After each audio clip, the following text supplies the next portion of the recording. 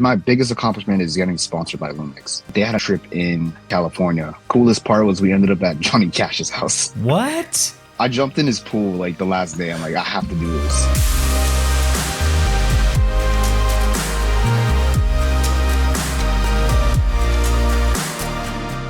Well, what's going on, everyone? We've got Chris Acevedo in the house today. He is a cinematographer and business owner in the Boston area. He's filmed for numerous industries. We're talking the music industry, restaurants, publications. He's worked with clients ranging from Red Bull to Panasonic to Legal Seafoods and so many more.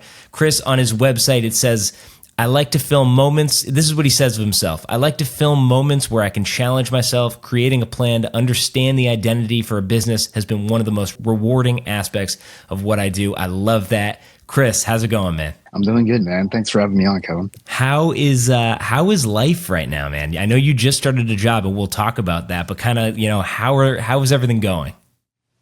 Honestly, right now, like I'm getting structured and I'm building like a routine, and it's been a long time because I was freelancing with my company for 3 years straight. And, that freelance life is amazing, but at the same time, sometimes it's hard to create a schedule for yourself. And I think I just kind of wanted to restructure my life a little bit. So I got a job recently, and it's been good trying to balance both.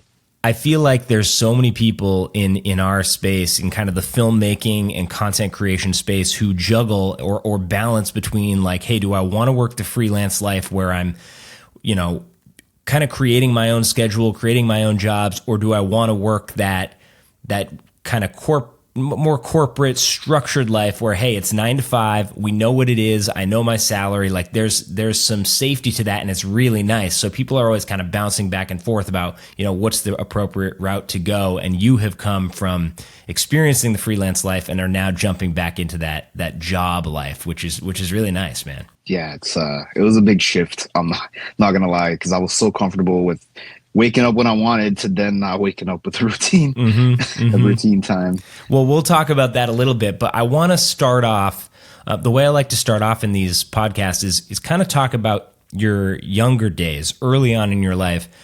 What was it that inspired you early on to kind of pick up a camera and start creating? Was that something that you always had a vision for? Were you a kid doing that type of thing, or did that come later on in life? It's funny because I think so my dad used to have a camcorder, or like one of the small VHS camcorders. And I used to just take it and unfortunately erase a lot of their memories to just film random stuff. And I actually didn't think I was ever gonna be a videographer in any way. Like I didn't know what I wanted to do in life, but it wasn't until college where I studied communications, media production. I learned about filming. And it's funny, I hated editing and I hated filming because I was like, I'm so nervous. Like I couldn't really speak to people. And then I broke out of that, and then I just fell right into like, freelancing, doing music videos originally, and my passion just grew from there and just never stopped. It's so funny. I think so many of us can say our parents had a camera laying around that we just grabbed and started making little videos of. And you're so true when you say like, oops, I might have filmed over, the family Christmas party or like my first birthday party. Exactly. But, we were out there starting to follow the dream early on. So were some of those first jaunts into the filmmaking world music videos, you were saying? So yeah, when I originally started, I guess I didn't really know what I wanted to focus on. So I did a lot of music videos for like friends that I knew, and I kind of just did that for some time. And every so often, I guess I get asked to do a music video or two. But yeah, it was a lot of music videos and then weddings as well, and really trying to get that experience. And I didn't really know what I was gonna like doing, so I tried it all. Yeah, and did you find that early on there were certain types of filmmaking that interested you more? Obviously, you were doing weddings, you were doing music videos. Like, was that what you wanted to do, or was there a different level of filmmaking that you wanted to get to via that route? So I know at some point I wanted to like work with businesses, like different types of industries, like, like Red Bull, things like that. And I wasn't sure how to, but I figured out around the pandemic that if I study like how to actually network with people, then that could lead me to new opportunities. And the pandemic was like, for me, probably one of the best turning points in my life, was because before that I was working as an AV technician hated the job, and I would still do music videos and stuff on the side. But I'm like, I really just want to learn how to work with businesses, and then it just kind of became like a domino effect. Yeah, I love to hear that, because I think the pandemic for so many people was a chance to kind of reset, really think about what it is you were doing with your life. And in your case, you turned that into an advantage and said, okay, how can I take this thing that I love, that is filmmaking, creating content, and start helping businesses and making a living doing so. So that's really cool that you did that. So let's look at kind of the trajectory of your career. So you're in college, you're studying content creation, filmmaking. What was the name of your degree? So it was communications media production. So what's funny is like, so I was in college from 2013 and I graduated in 2017. And throughout that time, social media was kind of not new. Like Facebook was already out, but I think Instagram was so fresh to people. I was like, I just had a feeling that was going to be the future at some point. Like it was just going to continue to grow. And I really focused on trying to build networks through Instagram. Yeah, man. And you have a great Instagram presence. For those who might not know, can you give us your Instagram handle? Yeah, so I have two. So I have my personal, which is Architect. It's ARC1TEK. And then my business Instagram is Real Envision. Yeah, awesome. And you're always posting fantastic work. I mean, Chris is out there grinding day after day. I'm always seeing Instagram stories. I'm like, where is he today? What is he shooting? What's he making? It's always awesome stuff, and it's super inspiring. So I love what you're doing over on Instagram, and obviously all the work that you're doing. So tell us more about that time period. So 2017, you're graduating college. You know that there's these blossoming social medias like Instagram at this point. What does your work life start to look like after you graduate? Did you jump right into a job, or did you dive into the freelance world at this point? So that's a good question. So I remember that at the time I was in retail. I was working at J. Crew for like 4 years. And I wanted to get out of it. I'm like, I don't want to be in retail. So, I would still do, internships at the time after college, at least try to get more experience. It's pretty tough. Like, I didn't really know what to do. I almost gave up filming. I think in 2017, I got my first camera that year. Then that's when I really started picking up freelancing work. So did you feel like it was, when you purchased that first camera, like, was that, hey, I'm going to give up on this, and then you were like, I'll take one last shot, I'm going to buy a camera and see what happens? Or was that like, you had the camera, you thought about giving up, and then you just said, I'll just grab it and see if I can make something? I think for me, like, I just didn't have confidence in like my own ability.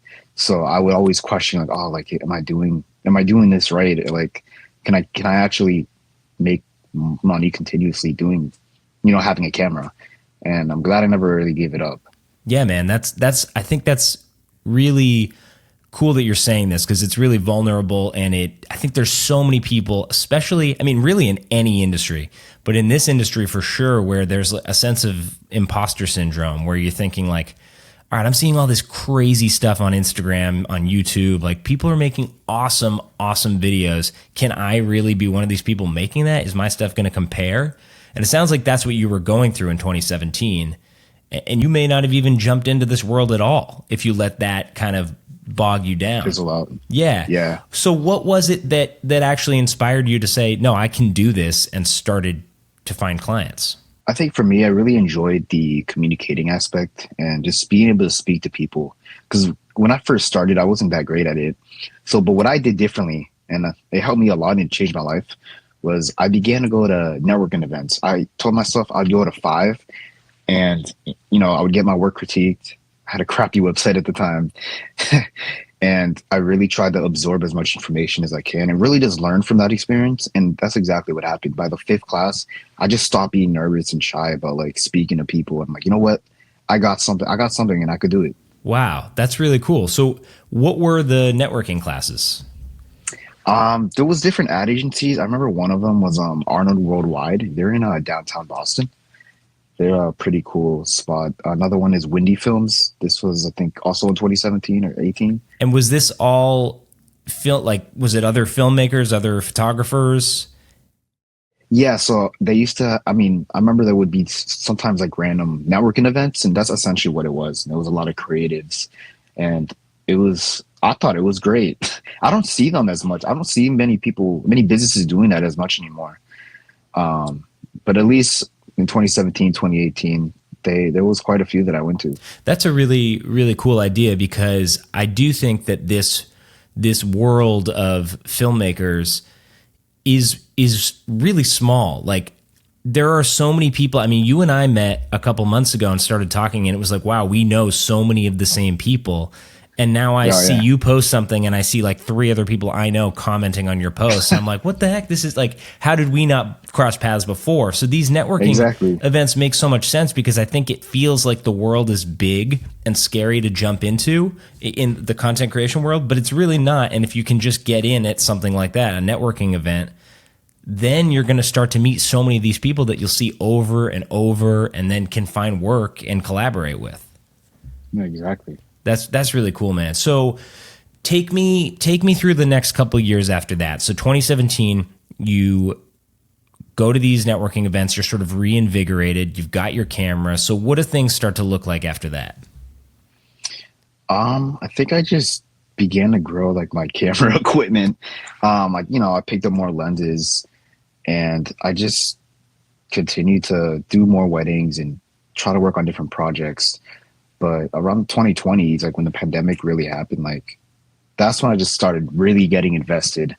And, out of the pandemic, I just got so many, I got so much inspiration from just content overall. I'm like, you know what? Like I'm gonna work with these businesses. And it just grew. Like I've worked with all types of businesses now. I think the best part is I think my biggest accomplishment is getting sponsored by Lumix. Yeah, and I was going to ask about that. Let's talk about that because I mean, this is a really cool and unique thing for you is that you have a partnership with Lumix, and tell me like the details of that. How does it work? So usually they would give us updates on any firmware updates before they're released. So they just announced one last week. I already have it. It's been pretty cool to like see the differences, and essentially if we have input, like it's not just me, it's like a group of us, and there's things that we think they could improve upon. Like they really take our information and consider like improving the updates and things like that. They've also sent us new lenses. And then on top of that, the best part is the cameras that they send. Like they sent me 3 cameras in like a year. Wow. So yeah, and just to kind of step back quickly for those who are listening that aren't as in tune with camera gear, Lumix is one of the top brands in cameras these days. They're right up there with Nikon, Canon, Sony, all those guys. And so Chris works with them, and they basically send you product, and then you can kind of tell them what's working, what you like about it, and everything. So what else is part of that deal? Like, are you required to create content for them, or what's the give and take? Yes. So yeah, we have like a collaboration sometimes on projects where like we do, for example, I made a video just because like they sent me this 28 to 200 lens, and I guess it really depends on like what they're looking for. Right now they're in their planning phases. I believe that I think each creative is going to also have like a spot to like, show their work and stuff. Yeah. So it's things like that. That's pretty awesome. And like, we've also traveled as well. Like, really? I think I met the engineers last March in New York for a couple of days. Wow. That was pretty cool. And like, yeah, so it was like the UK team, the Japan team, and the US team. Wow. And they really wanted our feedback on stuff, and NDA stuff I can't talk about. Of course. Like what's coming up next. But that was incredible. And then they had another trip in, I think, August, and I was in California. Coolest part was we ended up at Johnny Cash's house. What? Wow. Yeah, like I jumped in his pool like the last day. I'm like, I have to do this. But that was awesome. So that entire trip was like really like all of us just really meeting together. Some people from the UK were there. We just clicked. Like it was awesome to be like on a we were working on projects over there with Lumix, which was awesome. I'm surprised they haven't announced or released anything yet, but I'm pretty sure hopefully it's coming out soon. Because Wow. like we were doing challenges and they were filming us while we were filming, so it was kind of like a TV show. It was pretty cool. Oh man, I want to see that. That's you got to keep me updated on that. What? So how did this partnership even come to be? Did you reach out to them? Did they reach out to you? How did it start? It's so funny, man. I feel bad saying this because at one point, so I think, yeah, this was in 2022. I was getting so tired of the old autofocus system that Lumix used to have. They were just known for their It atrocious autofocus was system. it was bad. It was really It bad. was so bad. I was so tired of it. I'm like, I just need something better. I was gonna switch to Canon, and I think it was like October of 2022. I remember just like I noticed that there's different accounts, Panasonic, US and UK. I think the UK account liked a bunch of my stuff, and I literally DM'd them. I'm like, hey guys, like, because I tag them and everything. I'm like, I love Lumix. Like, I want to see if we could work together on something. And I didn't hear back. A month goes by, and the Panasonic US, Instagram account literally DMs me and asks if I want to be part of their like creative program and stuff. Wow. How many So I creators are kind of just, how many sorry. creators are there in the program? I think right now, let me see. I think there's 50 overall, but Wow. they flew at least 18 of us into California. Oh my God, man. It was pretty That's a awesome. big deal. I think that's really cool because it's inspiring in a number of ways. One, it's post your content online because this is what can happen. People, big brands will see the stuff that you're making, tag them, try to communicate with them, reach out with cold DMs. Like this stuff works, and you're a perfect example of it. You're now working with the camera brand you love, and you're actually helping them improve. And I'm sure they love working with you for that reason. It's been pretty awesome, man. Like I couldn't believe it either because like I was like, oh, like there's no way Panasonic UK like my stuff, and I just shot my shot, and they really delivered and get it back to me a month later. It was I was so happy. That's really cool, man. And did you always shoot Lumix prior to that? Like, were you Lumix through and through? So when I first started, I didn't really understand like the different sensor sizes. So I actually my first camera was a Canon EOS M3, and I think that was a cropped sensor. I'm not quite sure. I know it's discontinued, but I really like that camera. But I think I just didn't really understand like the cameras, how good a camera's sensor was. So then I remember going to a party and my friend Tyrone, he actually had a Lumix G7. I just really liked that camera. So I ended up getting that G7. Like I sold my Canon and stuck with Lumix. And I've had like a bunch of Lumix cameras. Like I've owned like, let me see. I've owned the G7, G85, the G9 twice, the S1, the S5 original, and then the S1H. And now they sent me both S5, the S5 II, the S5 IIX, and the G9 II. And I sold like pretty much all my cameras except I have the S1H, and they haven't wanted the S5 II or 2X back, so Nice. still rocking with them. Yeah, keep rolling with it. It's been about a year. Are those what you're using now? Are they cinema cameras? Are they like mirrorless photo video cameras? Like what are the type of cameras that they're sending you? So right now, I have the G9 II is like a Micro Four Thirds system. I used to use them. I like the I like the Micro Four Thirds system, but I just wanted something with better performance. So I got rid of them and I went to full frame. So these cameras are all like hybrid, but their next line of cameras that are coming out are definitely like their cinema Cool. line. I'm excited. Dude, So I've been waiting for like 5 years for them. Yeah, I mean that's great to hear that they're getting into that space and really pouring their money into making cinema cameras like that are good for filmmakers. I mean that's big, and I think we need more competitors in that space. So I'd love to hear that. I did want to ask you about some other camera stuff because I feel like you just have such an awareness of the camera space and you're very good at it. This is kind of old news now, but what were your thoughts on Nikon buying Red? I was honestly surprised. I'm like, dang, like they really got like the best of the best right now. I mean, happy for Nikon shooters. There must be ecstatic, honestly. Yeah, man. It's so funny I was because surprised. I was shocked. I've never shot Nikon. I know a lot of people who do. Most of them are photographers, so they're not in the video space. So I'm thinking, Yeah. wow, Nikon is ready to get into video if they're buying Red. That's insane. Yeah, I was surprised. I was like, that's pretty dope. Yeah. So I mean, I didn't even realize Red was looking to sell. So it was an interesting development. But I'm super curious to see what the first cameras look like. Yeah, I like. Yeah, now that they like I'm sure they're going to be sharing technologies. And, Exactly. like, that's going to be crazy. Like, I think in a couple years, like, it's going to be changing the camera industry. Yeah, it really will, because I think they're going to hopefully they make Red a little bit more accessible to consumers. Obviously, Nikon makes a much more affordable camera than Red. Anything Red, you're paying at least 10 grand, I would say. I mean, they really don't have an entry point camera. They've tried a couple times and it's just still been way too expensive.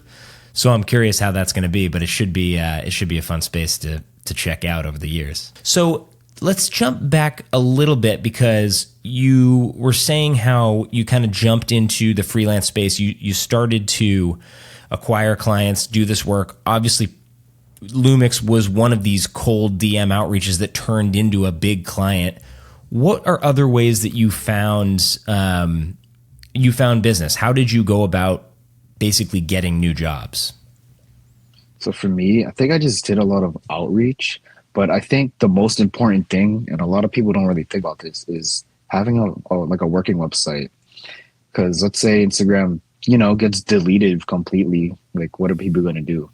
And to have look at TikTok right now. That might be gone. Yeah, that too. And I think just really presenting my website well was a big factor in just people really enjoying like what I've been able to do, and it kind of just helped gain clients. So I'm like, oh, here's like the clients I work with. So you kind of would use your website as like a calling card or a resume that you could send to people, showcase your work, and then go from there. That's totally. Really cool. And I think even like I even really try to incorporate technology into what I'm doing. For example, like I have an Apple Watch, and before I had an Apple Watch, I remember I was at a networking event and I ran out of business cards, and I'm like, dang, like what am I gonna do? Because I didn't want to just pull out my phone. Well, here's my website. But what I did was I actually made a wallpaper that has a QR code, and that leads people to my website. That's really smart. I love that. So like, let me see, like right here. Yeah, like I have it right here, and it works. And I'll make sure it works. Yeah, so many people don't carry around business cards at this point. So to just have that nice and easy right there, that impresses people, and they're going to remember it. They're going to be like, wait, this guy did this cool thing. It's working in so many ways for you. So that's very innovative. I love that. So it's been cool. Talk to me a little bit about the new job, because obviously, you crushed it in the freelance world. You're still working with clients, but now you're kind of back into the 9-to-5 lifestyle. What's life like now, and particularly with Loop Lab? What's some of the work that you're doing there? Yeah, so right now I'm working a lot in catching up on content that they've already filmed, and I'm just editing them. So I've been focusing on like various different projects, and then also last night and Thursday through yesterday, Thursday, Friday, and Saturday, I was kind of running show on one of their regular clients. Is like I think it was like a charity event, so I was running 3 Black Magics. And just making sure that things are operating fine. Because there's like, it's almost like an internship, but it's called an apprenticeship, and they're called fellows. Where like, so the Loop Lab is a nonprofit business where it helps bring in minorities into the industry. So like I'm teaching people on shoots as I'm going. So that's one thing I love, is I'm being able to kind of be an example and also teach the apprentices. So you're not just working in this space, you're teaching younger folks, minorities, about the industry and helping them get into it, which I think is really, really cool work. So you're kind of doing a bunch of different helpful things there, which is great. Yeah, so it's been pretty cool. I'm about to hit a month already. Nice.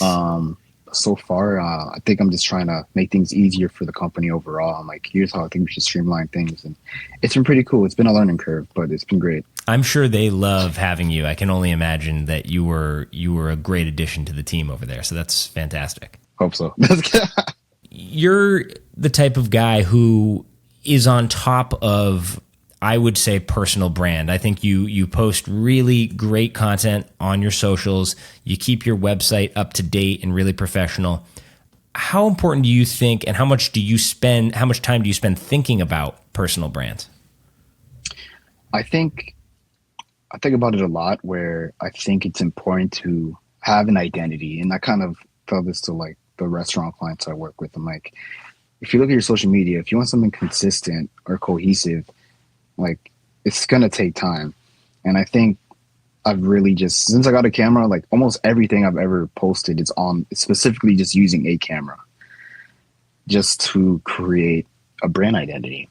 And I think keeping it consistent is what's kind of helped me grow, and also keep my website up to date has been awesome. So I'm always on top of it. Yeah, man. And I do think that's so true, is consistency and identity. That's important, not just for brands, but for people like you as well, because it shows who you are and what you're going to provide to someone who's looking to use your services.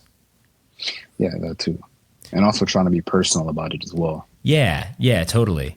So I want to talk a little bit about how you find balance in all of this. So, the balancing between work and personal life is hard for anyone.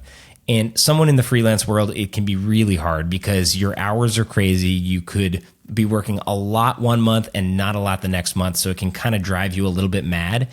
So obviously you have now transitioned into a more stable job, which I think helps with that balance. But talk to me how you kind of manage balance of work and personal life in your life. It's funny. I feel like I need to do a better job on working on my personal life, because I'm always thinking about like creating something or working, where I'm working, I'm using a camera at work, and then I'm using the camera outside of work. And I've been getting burnt out a little tiny bit, but I think I just need to find a day like today, like a Sunday, to just sit down and edit and like just catch up on work. And it's been a challenge, but I'm getting there. Yeah. It's a hard battle to figure out, because each person's different, and it's hard to say like, all right, this is what works for me, and it may be different than, people near me or how they operate. So it's important to try to find that balance. What are some things that you do when you're feeling burnt out that have helped in the past? Honestly, I think I just turn on a PlayStation and just turn my brain off and just play a game or two, or sometimes I take a walk. That also just helps clear my mind, or even a good nap. Totally, man. It's those things that can kind of like separate you from that work hustle, which, so many of us get lost in that hustle of like, hey, we have these many clients, we want to keep up, we want to find new clients, and it can be enjoyable, but it can be a little bit of a slog on your mind. And so to have those breaks, go for a walk, play a video game, do whatever it is that clears your mind is so, so important. Talk to me, Chris, a little bit about through your working career, like some of the moments of adversity or some of the struggles you've gone through and how you've overcome those. For sure. That's a good question. Definitely imposter syndrome. I think I even still have it sometimes even now. I think just so many awesome creatives out there, and it's like, dang, like how did they do that? And I think what helped me not have imposter syndrome is just removing myself from the comparison game, and to just continue to do my own thing. No, that's honestly perfect. I mean, the imposter thing is, I think it happens to all of us. There's just so much good content out there that we're constantly consuming that you start to think like, how can I compare to these people?